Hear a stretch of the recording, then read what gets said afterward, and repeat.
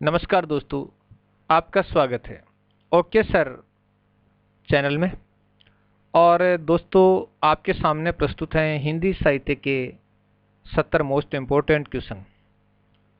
दोस्तों, प्रश्न तो मैं बना रहा हूँ, लेकिन मुझे मालूम है देखने वाले मुझे साल भर में कोई 5 या 10 मिलेंगे। दोस्तों, मैंने बहुत से चैनल बनाए, हजारों हजार वीडियो भी बनाए, कुछ से पर आशाजनक रिस्पॉन्स भी मिला। लेकिन एक पीड़ा दोस्तों हृदय में खल जाती है कि हिंदी साहित्य के प्रश्नों को देखेगा कौन। भाई, कौन देखता है? जैसे मैं जिस गांव से हूँ, उस गांव के लोगों को ये पता नहीं कि भाई ये हिंदी साहित्य के प्रश्नों का वीडियो बनाता है, तो आप क्यों देखेंगे? दोस्तों, साल 2 साल 5 साल 10 साल बाद कभी ये वीडियो आपके सामने आ जाए तो चैनल को सब्सक्राइब जरूर कर लेना। लाइक चाहो तो कर देना, सब्सक्राइब तो करना, लाइक करना, शेयर करना। और साथ ही साथ अगर कुछ भी नहीं करो तो मैंने चैनल का नाम ही एक इस प्रकार का रख दिया, ओके सर, कि सर ठीक है, आप लाइक करोगे तो भी ठीक है, नहीं लाइक करोगे तो भी ठीक है, आप जैसा चाहोगे वैसा ठीक है, ओके सर। यानी मैंने बहुत मंथन के बाद, अपने हर चैनल की स्थिति देखने के बाद ओके सर रख दिया कि आपका जो फैसला सिर माथे पर। तो दोस्तों, मुझे मालूम है ये वीडियो आप तक पहुंचते पहुंचते साल भर लग जाएगा, क्योंकि इतना जल्दी तो ये ग्रो करेगा नहीं। शेयर आप करोगे नहीं, अरे वैसे ग्रो करेगा नहीं। तो साल भर बाद भी आपका वेलकम है कि आप वीडियो देखेंगे। तो पद्मावत में षड ऋतु वर्णन में किसका चित्रण किया गया है? षड ऋतु वर्णन, और इसमें नायक नायिका के संयोग पक्ष का चित्रण किया गया है। पद्मावत मलिक मोहम्मद जायसी का प्रसिद्ध महाकाव्य है दोस्तों, और उसमें षड ऋतु वर्णन है, उसमें नायक नायिका के संयोग पक्ष का चित्रण किया गया है, यानी संयोग श्रृंगार है वहां पर। ललित ललाम अलंकार ग्रंथ के रचनाकार का नाम बताइए। ललित ललाम अलंकार ग्रंथ के रचनाकार का नाम, और ये मतिराम का अलंकार ग्रंथ है ललित ललाम। बांग्ला भाषा की ऐतिहासिक उपन्यास शशांक का हिंदी अनुवाद किसने किया? बांग्ला भाषा का उपन्यास है और ऐतिहासिक उपन्यास है, उसका नाम शशांक है। और दोस्तों, उसका हिंदी अनुवाद आचार्य रामचंद्र शुक्ल ने किया था। आचार्य रामचंद्र शुक्ल जी ने बांग्ला भाषा की ऐतिहासिक उपन्यास शशांक का हिंदी अनुवाद किया था। नेक्स्ट क्वेश्चन है, मलिक मोहम्मद जायसी ने पद्मावत की रचना कब की? 1520 के लगभग की थी दोस्तों, एग्जैक्ट नहीं, लगभग मैं आपको बता रहा हूँ। जो अलग अलग साहित्यकार हैं वो अलग अलग समय का मापन करते हैं या अलग अलग समय मानते हैं, इसलिए 1520 के लगभग आपको बताया जा रहा है। चलिए, चित्रावली में किसका वर्णन है? चित्रावली में किसका वर्णन है? तो नेपाल के राजा धरणीधर पंवार के पुत्र सुजान का तथा रूपनगर की राजकुमारी चित्रावली का चित्रण किया गया। तो चित्रावली सूफी काव्य है और उसके अंदर नेपाल के राजा धरणीधर पंवार के पुत्र सुजान का चित्रण किया गया है और रूपनगर की राजकुमारी चित्रावली का चित्रण किया गया है। राजकुमार सुजान ने किन किन से विवाह किया? तो राजकुमार सुजान यानी चित्रावली का ये जो प्रमुख नायक है, कमलावती और चित्रावली से विवाह किया था। कमलावती और चित्रावली से। उस्मान ने अपनी रचना चित्रावली में कितनी चौपाई के बाद दोहा रखा है? तो चित्रावली की रचना किसने की? उस्मान ने की थी। तो ये काफी मोस्ट क्वेश्चन है दोस्तों।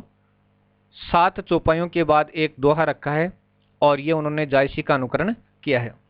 तो पहले 7 चौपाइयां रखी हैं, फिर एक दोहा रखा है, फिर 7 चौपाई, फिर एक दोहा, इस प्रकार से इसकी रचना की है। और ये इन्होंने जायसी का अनुकरण किया है, यानी जायसी की जो पद्मावत, जिसको हम महाकाव्य के रूप में देखते हैं, उसका अनुकरण है। मिस्र बंधुओं ने किस कवि को हिंदी नवरत्नों में स्थान दिया है? मिस्र बंधुओं ने किस कवि को हिंदी नवरत्नों में स्थान दिया? हिंदी के नवरत्न माना है, मतीराम को उन्होंने हिंदी नवरत्न में स्थान दिया है। गुलशन ए इश्क किसकी रचना है? शायर नसरती की रचना है गुलशन ए इश्क। मलिक मोहम्मद जायसी किसके शिष्य थे?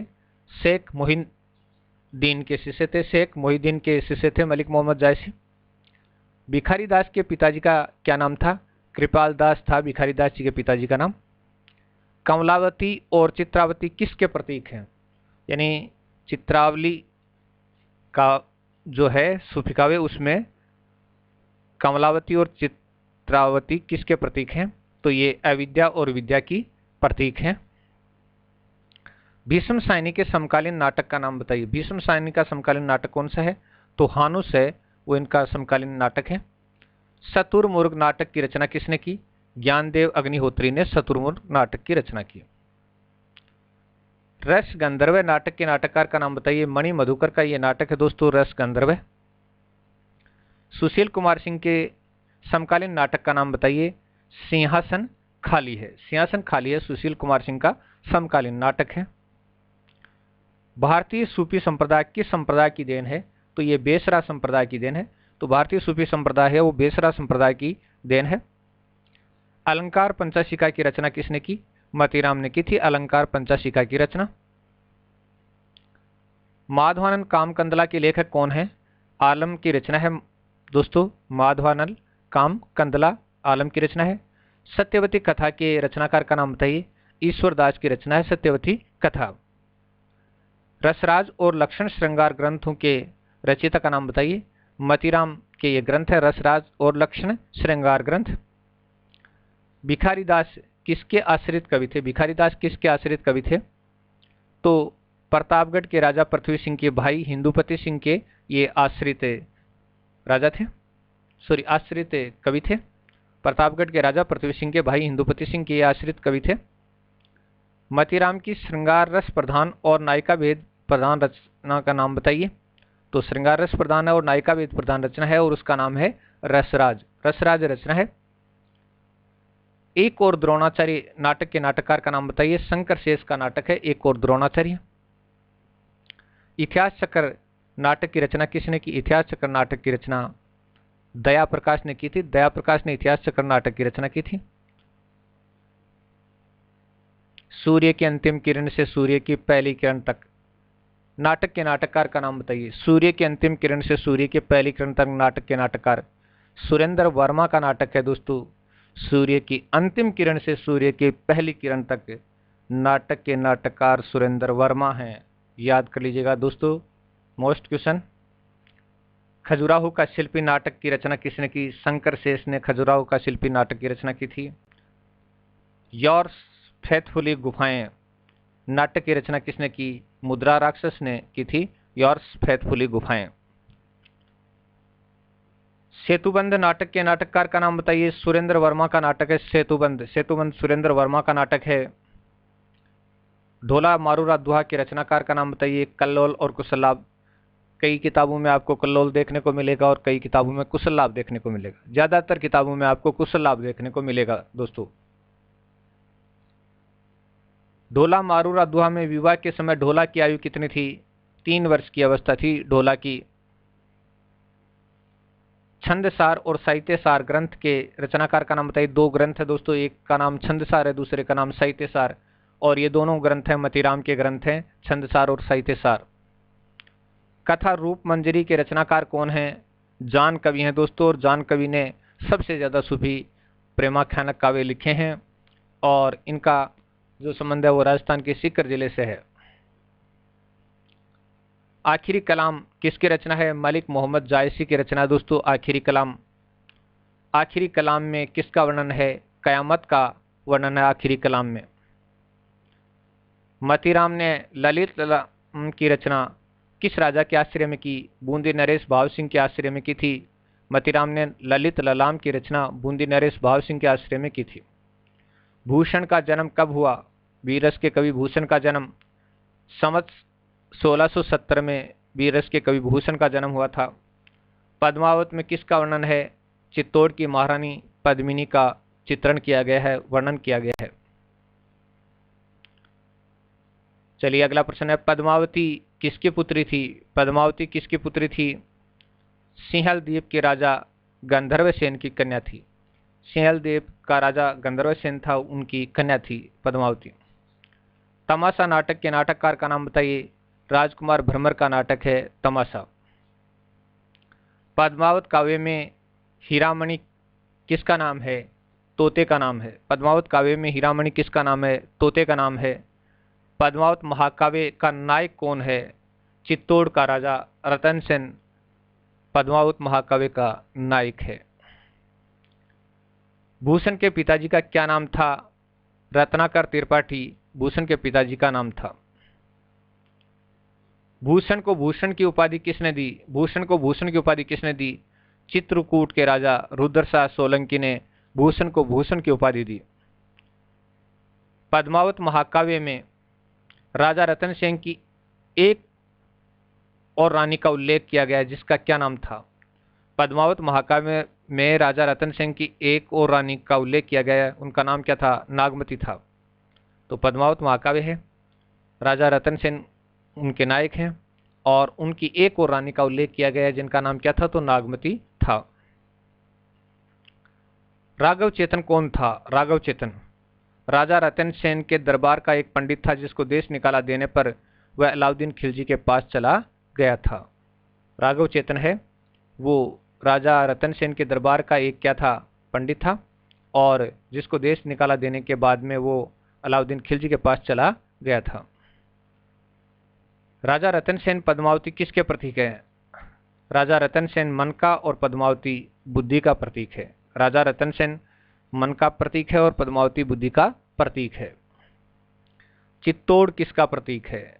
तो पद्मावत काव्य में चित्तौड़ किसका प्रतीक है? शरीर का प्रतीक है चित्तौड़। तोता किसका प्रतीक है? तोता गुरु का प्रतीक है। सिंहलदीप किसका प्रतीक है? सिंहलदीप हृदय का प्रतीक है। सिंहलदीप हृदय का प्रतीक है। नागमती किसका प्रतीक है? सांसारिकता का प्रतीक है नागमती। पद्मावत का सबसे महत्वपूर्ण खंड कौन सा है? नागमती वियोग खंड है। पद्मावत का सबसे महत्वपूर्ण खंड नागमती वियोग खंड है। राजा रतन सेन की मृत्यु के बाद अलाउद्दीन को क्या हाथ लगा? राख का ढेर, क्योंकि नागमती और पद्मावती दोनों रानियां राजा रतन सेन के साथ सती हो गई थी। नागमती और पद्मावती दोनों रानियां हैं और राजा रतन सेन के साथ क्या हो गई थी? सती हो गई थी। हंसावली की रचना किसने की? असाइथ ने हंसावली की रचना की थी। एक और अजनबी नाटक की रचना किसने की? मृदुला गर्ग ने एक और अजनबी नाटक की रचना की थी।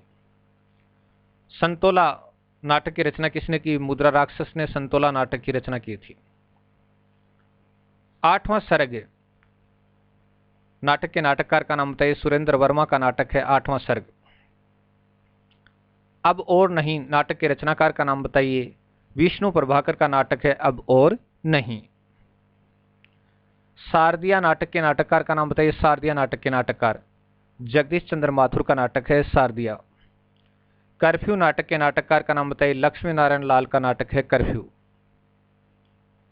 शायद हाँ नाटक के नाटककार का नाम बताइए। शोभना भूटानी शायद हाँ नाटक के नाटककार हैं। चंदायन किसकी रचना है? मुल्ला दाऊद की रचना है। चंदायन मुल्ला दाऊद की रचना है। भूषण की मृत्यु कब हुई? संवत 1772 में भूषण की मृत्यु हुई थी। भूषण किन किन राजाओं के दरबार में रहे? पहले वीर छत्रसाल और फिर छत्रपति शिवाजी के। तो भूषण पहले वीर छत्रसाल के और फिर छत्रपति शिवाजी के दरबार में रहे। भूषण के अलंकार ग्रंथ का नाम बताइए। शिवराज भूषण भूषण का अलंकार ग्रंथ है। शिवराज भूषण, शिवा बावनी, छत्रसाल दशक, भूषण उल्लास, दूषण उल्लास, भूषण हजारा रचना के रचनाकार का नाम बताइए। शिवराज भूषण, शिवा बावनी, छत्रसाल दशक, भूषण उल्लास, दूषण उल्लास, भूषण हजारा रचना के रचनाकारों का नाम बताइए। वीर रस के कवि भूषण की रचनाएं हैं ये। उस्मान ने एक थोड़ा सा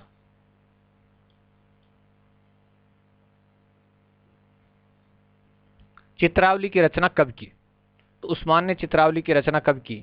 उस्मान ने चित्रावली की रचना दोस्तों 1613 में की थी। 1613 में उस्मान ने चित्रावली की रचना की थी। प्रेमाख्यान परंपरा का प्रथम कवि किसको माना जाता है? को माना है और शुक्ल जी ने माना है। तो प्रेमाख्यान परंपरा का प्रथम कवि कुतुबन को माना और शुक्ल जी ने माना है। चित्ररेखा किसकी रचना है? मलिक मोहम्मद जायसी की रचना है चित्ररेखा। उस्मान का उपनाम क्या था? उस्मान का उपनाम मान था। उस्मान का उपनाम मान था। चंदाइन की भाषा कौन सी है? चंदाइन की भाषा अवधी भाषा है दोस्तों, चंदाइन की। नगेंद्र ने सूफी काव्य परंपरा का पहला ग्रंथ किसे माना है? हंसावली को माना है। नगेंद्र ने सूफी काव्य परंपरा का पहला ग्रंथ किसको माना है? तो हंसावली को माना है नगेंद्र ने दोस्तों। आचार्य रामचंद्र शुक्ल ने सूफी काव्य परंपरा का पहला ग्रंथ किसे माना है? मृग्यावती को माना है। तो आचार्य रामचंद्र शुक्ल ने सूफी काव्य परंपरा का पहला ग्रंथ किसे माना है? मृग्यावती को माना है। दोस्तों, वीडियो आपके सम्मुख हाजिर है। अब ये आपके हवाले है, आप शेयर करें। Okay sir. लाइक करें। Okay sir. डिसलाइक करें तो भी ओके है, और जो चाहे करें, आपके हवाले है दोस्तों। अब आप इसे पढ़िए या इसे न पढ़िए। ओके सर की ये पेशकश आपको कैसी लगी, कमेंट जरूर करिएगा। बहुत बहुत धन्यवाद।